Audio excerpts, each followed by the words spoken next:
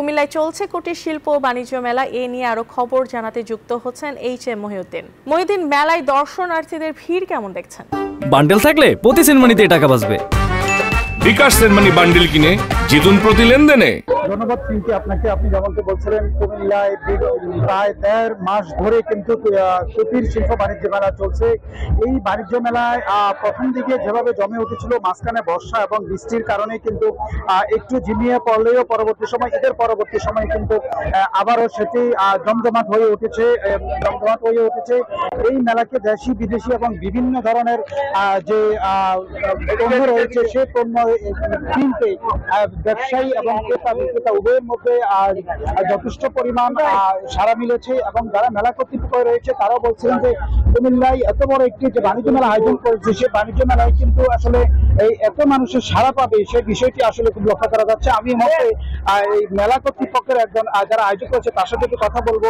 এই যে কুমিল্লায় এত বড় একটি শিল্প বাণিজ্য মেলা আয়োজন করেছেন আপনারা, প্রশাসন এবং মানুষের উপস্থিতি কেমন পাচ্ছেন আপনারা? ধন্যবাদ মজিদ ভাই আপনাকে। আসলে কুমিল্লা কুটির শিল্প বাণিজ্য মেলা এই কালের সর্বকালের এই পর্যন্ত সর্ববৃহৎ বাণিজ্য মেলার একটি উপাধি অলরেডি পেয়ে গিয়েছে।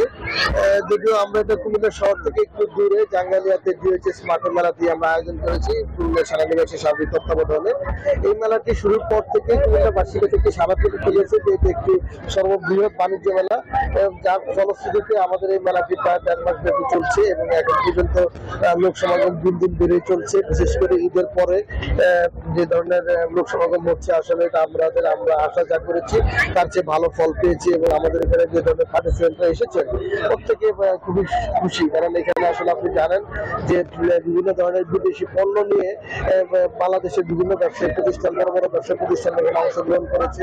এই মেলাতে আসলে এমন কোন ধরনের পণ্য সামগ্রী নাই যা মানুষের চাহিদা মতো পায় না। সব ধরনের পণ্য সামগ্রী বিপুল সমা রয়েছে। পাশাপাশি রয়েছে আপনার বাচ্চাদের জন্য একটি সুন্দর বিনোদনের ব্যবস্থা রয়েছে। যে ধরনের বিনোদন ছিলেন আসলে পিঙ্কি, মেলায় বিশেষ করে যারা প্রবেশ টিকিট গ্রহণ করেছেন তাদের জন্য প্রতিদিনে কিন্তু রাত্রে রেফেল দেওয়া হয় এবং মোটরসাইকেল থেকে শুরু করে বড় বড় ধরনের কিন্তু সেখানে উপহার বিতরণ করা হয়।